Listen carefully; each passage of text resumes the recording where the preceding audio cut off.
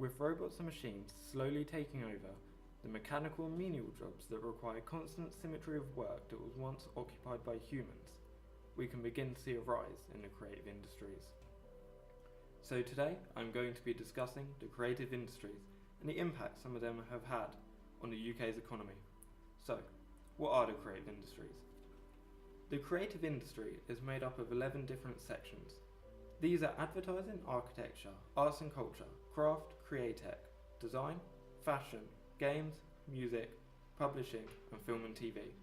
Among these industries, there is a mass of over 2 million jobs, and of these 2 million, there was an increase of 50,000 jobs within a single year. Advertising is primarily focused in the distribution of advertising campaigns. This can be through many different formats. These can be almost anything ranging from newspapers to television, or even a billboard. And what they are trying to achieve is to deliver a message about a product or a service to a mass audience. This could be targeted towards a specific target audience, however they will be trying to hit as many people as possible, target or not. The message they are sending out will usually be to inform you or even persuade you to purchase or use the product being promoted. Architecture is the expertise in creation and designing of a building or structure. This will be inclusive of planning and development of the building or structure from inside to out. Even though architecture may not seem quite in line with the rest of the industries, don't be fooled. Dude, lots of chicks think architects are hot. Think about it. You create something out of nothing. You're like God. There's nobody hotter than God. Because architecture is absolutely creative, with buildings such as the Eiffel Tower, the Sydney Opera House, and the Taj Mahal being among some of the most famous buildings to be made, and in no doubt to anyone, are works of art. Arts and culture is one that is absolutely vital to understanding different cultures across the world, with theatrical performances, exhibitions, and film screenings, all being included in this category. Arts and culture have been proven to improve people's health and overall well-being, giving all of us as a society a broader taste in culture. This industry spills into a few other industries as they have to converge with one another. Without doing this, we would not be able to have film or advertising, as this industry is the pinpoint for the talent we see in other industries. The craft industry is the creation of material products across a wide range of markets, from healthcare to luxury. The craft industry uses both contemporary and traditional styles to create physical products which we just couldn't live without. Createch is arguably the most up-and-coming of all the creative industries, with Createch being the focus of multiple new and advanced technologies such as virtual reality, augmented reality, and even creative robots. Seeing as this industry is essentially brand new, it is really interesting to consider how advanced this section could become in the near future. Fashion is the glitz and the glamour of the creative industry, and it devotes itself to the creation and design of clothing and accessories. They aim to be inventive and modern, pushing the social norms and creating the new and most stylish looks.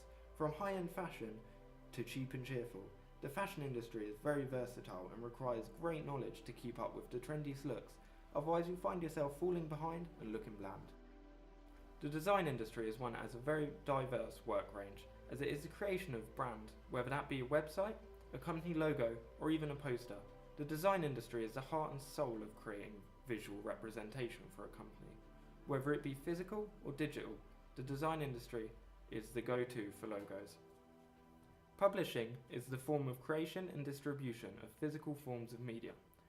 These include books, newspapers, and graphic materials. It is not so focused on the internet, however, it could be argued that products such as Amazon Kindle would make publishing touch the internet. Publishing provides us with a lot of source material for a range of entertainment products that we know and love today. Music is the creation of sound, with the purpose of entertaining an audience through several different forms. This may be conveying a message or a story to an audience, or it could just be to get everyone up dancing on their feet. Music is around us, from the radio, in your car, to the supermarket playing songs. You can find music any and everywhere. Music is a useful tool that can help you relax, get you pumped, or even give you insight into other cultures. They're PCs, complete with full synchronization. Watch your six, bro, watch your six! Blank the stairs. Nice, good cover. You can even play competitively with friends who aren't on the same device, meaning PC players can finally game with console players. Some games already released with that tech include Forza Horizon 3 and Gears of War 4. Nice! As cool as Play Anywhere is, we still have to give this round to the PSVR. Virtual reality offers a far more immersive and unique way to play. That's not even a fair fight. Winner? PS4. Easy. Radeon technology. The GPU has 18 compute units with an 800 MHz clock speed. You confused yet? This fast healing.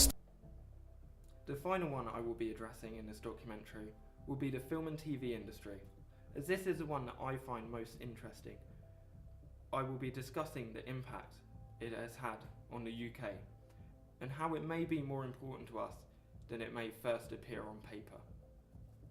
This being my favourite of all the industries, film and TV is the production of motion pictures, radio and photography, and nearly every individual consumes the content made in this section. With over 1.5 billion people owning a TV set, you will struggle to find someone in a first world country who hasn't indulged in this section. TV and film is the talking point of almost every pop culture reference you hear in today's ages. The film and TV industry is an extensive and fast-paced industry which can be one of the most difficult industries to enter. With the main bar for entry to be obtaining a degree and then having a low-paid entry-level job such as a runner, where your main roles include doing errands which some would view as menial tasks that would just not want to be done by any other worker. However, this is the only path to entry, and by doing a role such as this, you open yourself up to a lot of different doors, which could lead you a career in several different directions. You will also get to be shoulder to shoulder with working professionals and learn the skills and tricks they use to implement into your own work once you get through the grind of being a runner. If you want to open yourself up to the world of film and TV and work in the creative industries, then this may very well be one of the venues you have to venture down. With this industry being such a money powerhouse, pulling in billions each year, this might be a career you just can't miss out on. Luckily, it is growing faster than it ever has done before with the employment in this industry. According to BFI.org, in 2016, 80,000 people worked in the film industry, and despite this number being so low, we can also see based off this information alone that the number of people who are employed in the film industry have been up on the rise since 2010, with over a 40% increase in people who are employed in the film industry.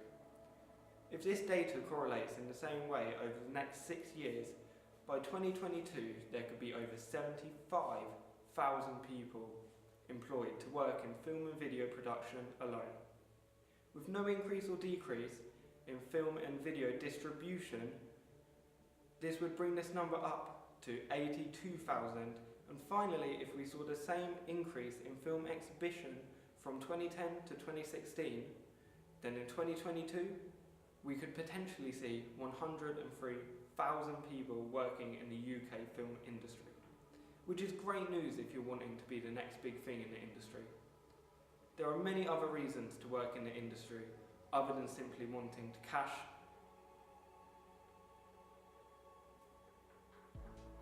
There are many reasons to work in the industry other than simply wanting to cash in on the massive amount of money being poured into this industry.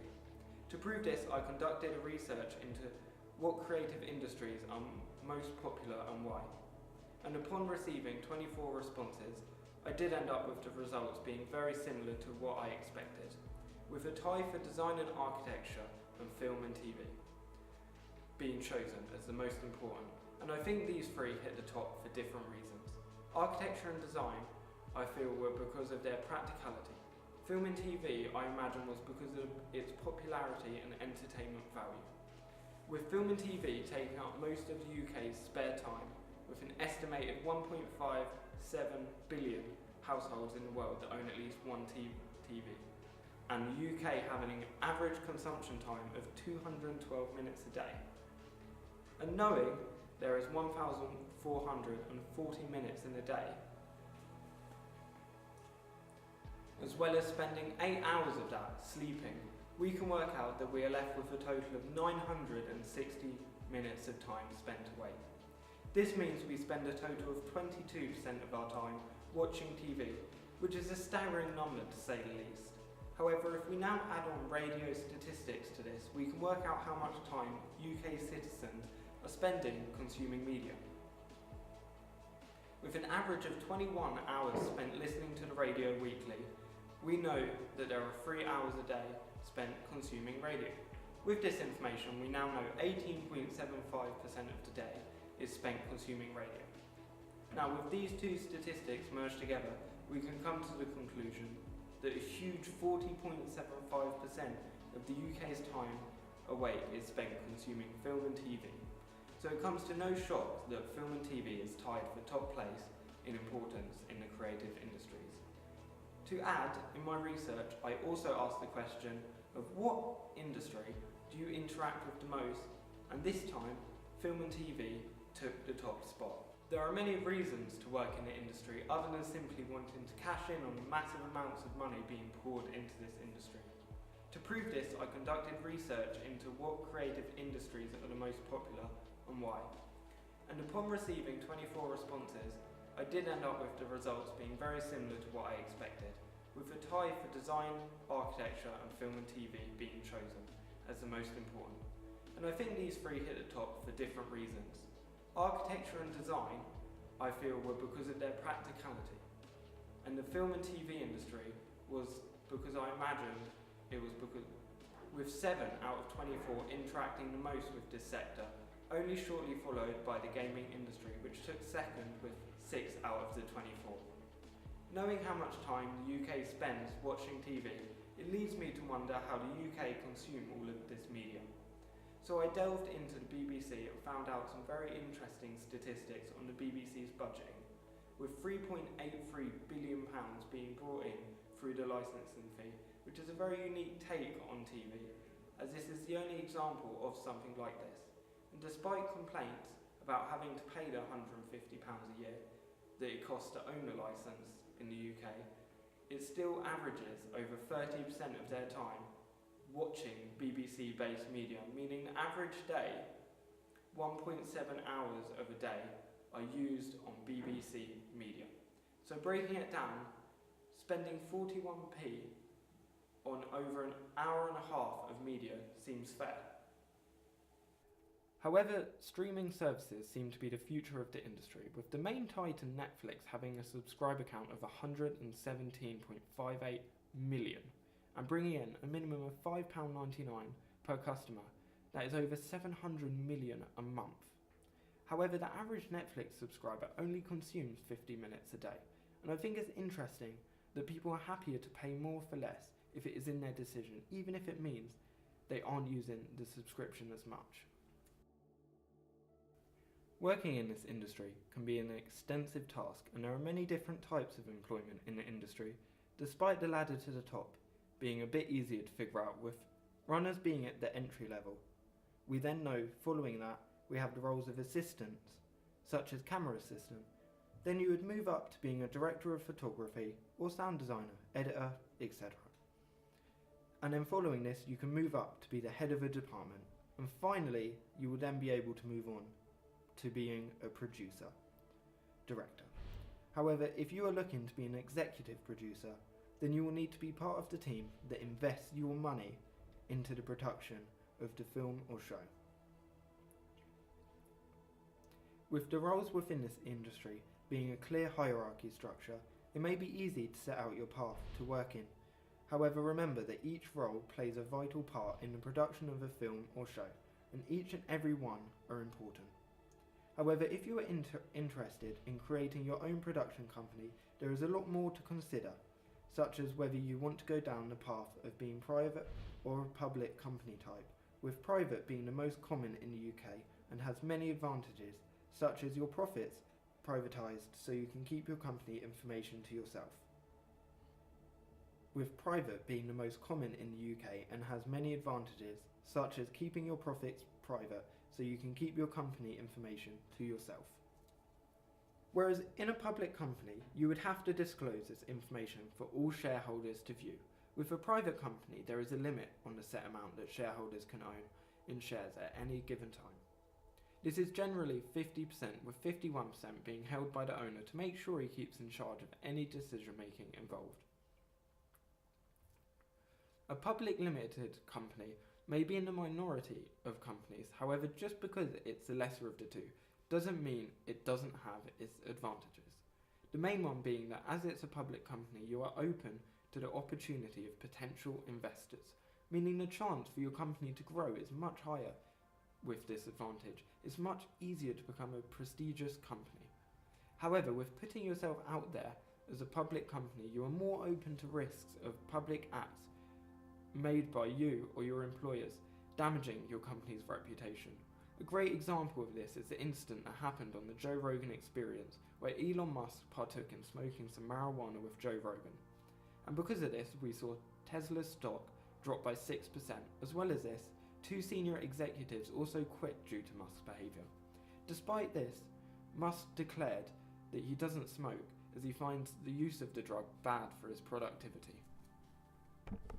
However, these aren't the only things to consider when starting up, as you have the option of joining forces with someone to create a partnership or going in solo as a sole trader. In the case of creating a partnership, you will be creating your company with equal share between the people you partner up with. This can be a minimum of 2, or it could be a maximum of 20. You will then need to choose between going in as a general partnership or a limited partnership. General will mean you equally share the responsibility of the company, including managing the business and liability of debt and obligations that may occur. Whereas a limited partnership is where one or more partners will be responsible for the debts and obligations of the business, with no maximum number of limited partners. There are many things to consider, as it seems for a successful partnership, you need to understand the needs of one another. You also need to service one another, as any form of greed could very quickly corrupt this partnership.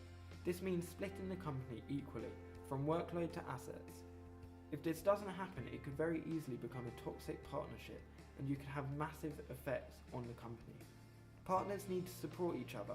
An example that works wonders is that of Ben & Jerry, who took over the ice cream game by storm and collaborated very well together.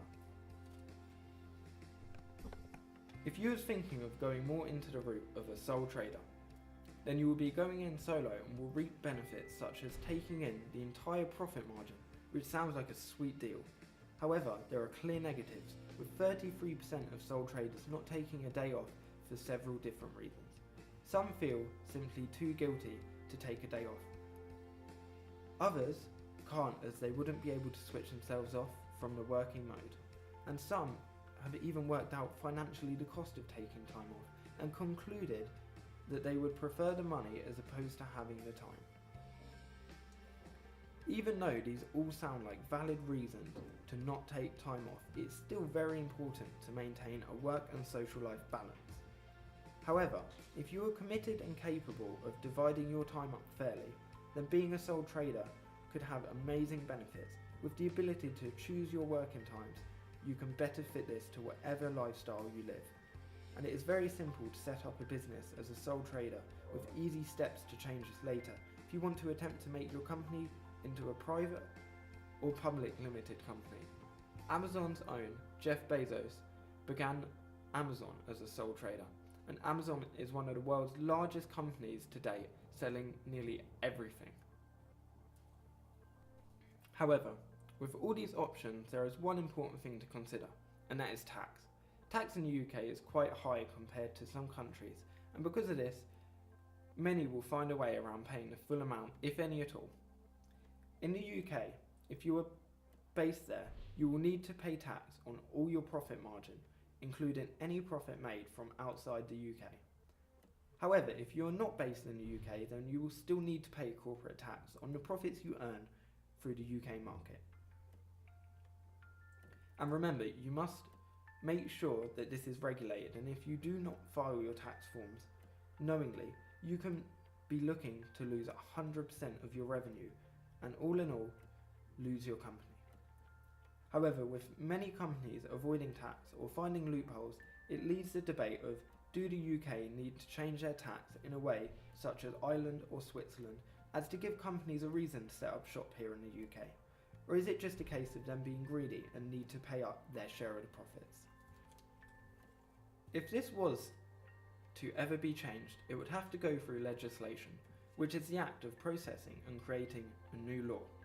It is a very complicated task involving several different steps, but all in all, leading to a law either being passed or being thrown out. Through this process, there will be chances to adjust, change or amend the bill put in place, and after it's passed we'll have a cooling off period in which gives people who are affected by this law a chance to prepare for it. In the film and TV industry, these are boards such as the ASA, who are the Advertising Standards Authority, who regulate all adverts and make sure they abide by the advertising code. For films, it would be the BBFC, the British Board of Film Classification, who, like the ASA, are also an independent government body who work to censor British films and are the board that decides what age rating a film should receive. Without bodies such as these, we wouldn't be able to know what films would be suitable for what ages, and we would find things a lot less censored. If none of these sound quite right for you, then there are still some good alternatives, such as employment or self-employment. If you are in employment, then you will get to be a bit more on the back burner with less responsibility. However, in most cases, you won't get to gain benefits the same way a business owner would. However, you will get discounts in most cases, which could be percentages off or being able to use services for a lower price. Employment may seem a little unfair, as you are under the thumb of someone else and not choosing how and when you want to work. So to find out a bit more of a true insight into working in employment in the creative industries, I conducted an interview with the working professional, Tracy Cleaver, who is a media lecturer. What made you choose full-time employment over freelance? Okay, so when I first started my career, when I obviously finished university, I bounced around several different production companies. None of it was contractual employment. It was all freelance jobs, so a few weeks here, a few weeks there. And as much as at the time I was 21, absolutely loved it, what you don't have is kind of structure. So every day is different. You're working in a different location, you're working on a different task. And I just found that actually after doing that for quite a few years, it was quite nice to have full-time employment. It was quite nice to have the security of a 9 to 5 rather than, right, this 3-week job's finished, I need to start looking at what I'm going to do as my next job. There was no real security there. But also what I've kind of found out about myself kind of many years later is there's no real switching off from freelance work. When you are working from home, for example, on, say, an editing project, there's no differentiation between home life and work life. You get up, you start working, you might stop working for some lunch and then start working again. But once it becomes evening time, you're still kind of pottering about doing work. But actually what I found in my teaching job at the moment, that does also still happen. Do you see what I mean? So where the big difference is in the teaching job is I get holidays. I get a lot of holidays.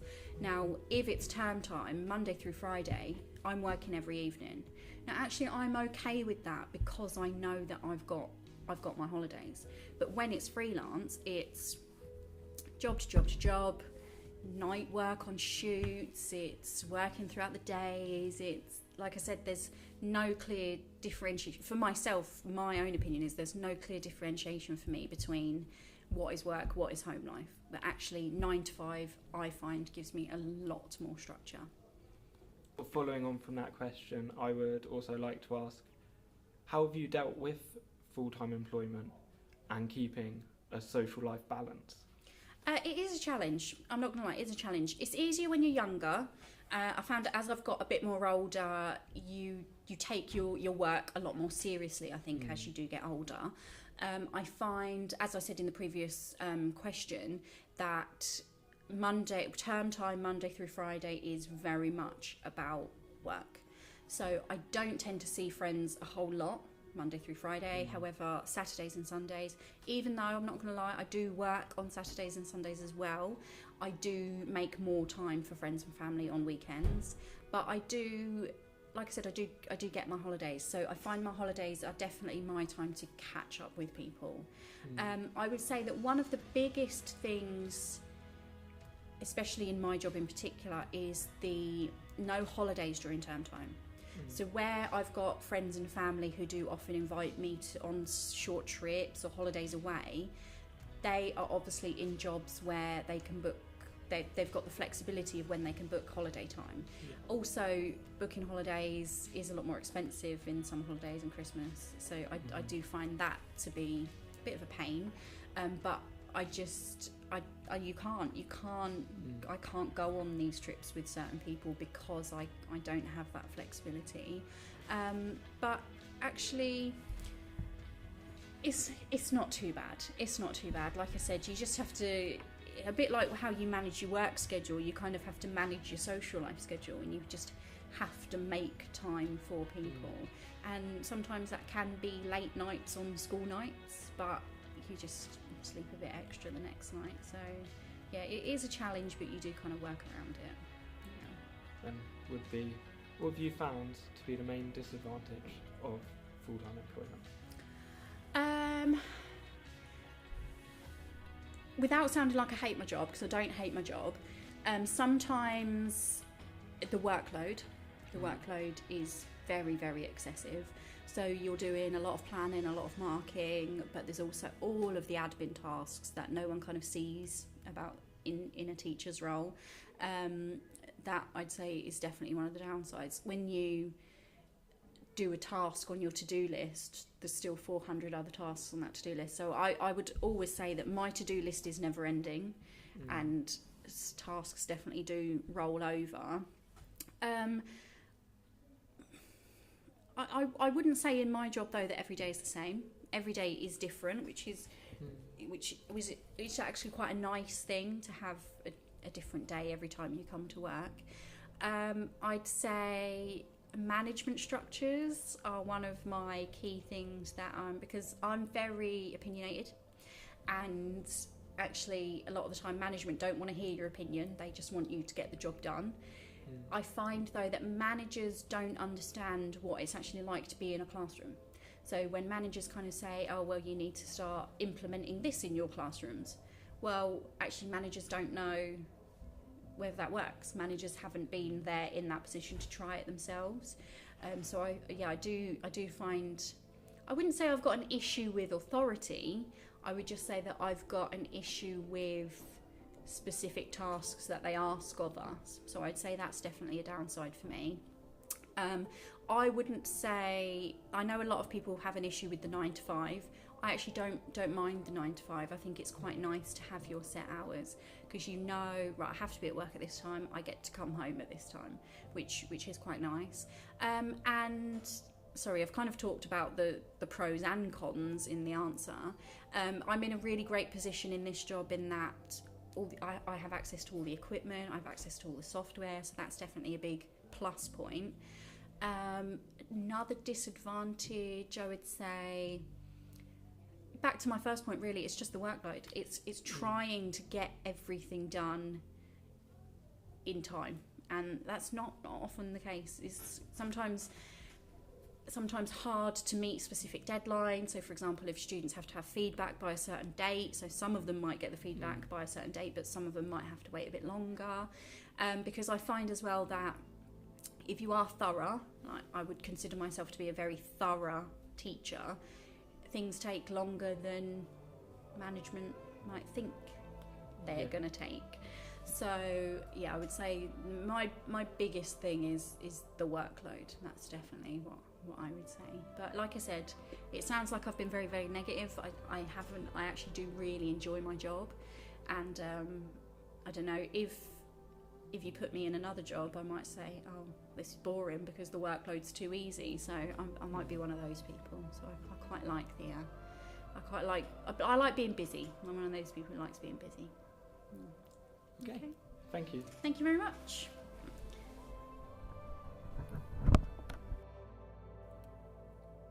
If, however, you choose to go down the route of being self-employed, then you will get to pick and choose when you work, which can be great for things such as your friends booking a holiday, as you will be able to choose to not take up any work and join them. However, you will not be receiving holiday pay. If you love a lay-in, then you do get to do this, but you need to be very aware of what you do, as it is very easy to find yourself going down the hole of brushing off work and binging the new season of a Netflix show, instead of finishing up that editing you needed to get done. Another disadvantage is that if you are self-employed, you may find yourself in ruts of not having enough work and needing to manage your money accordingly.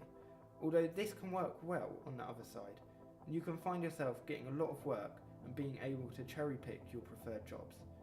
Despite this downside being spoken about, self-employment is on the up and up since 2001. Overall, there are many different paths to go down in the world of TV and film, and it's important to consider the one you would like to aim for and work towards it. Although it may be tough, working in film and TV has great benefits and will leave you working in a creative industry around some of the most talented people the world have to offer.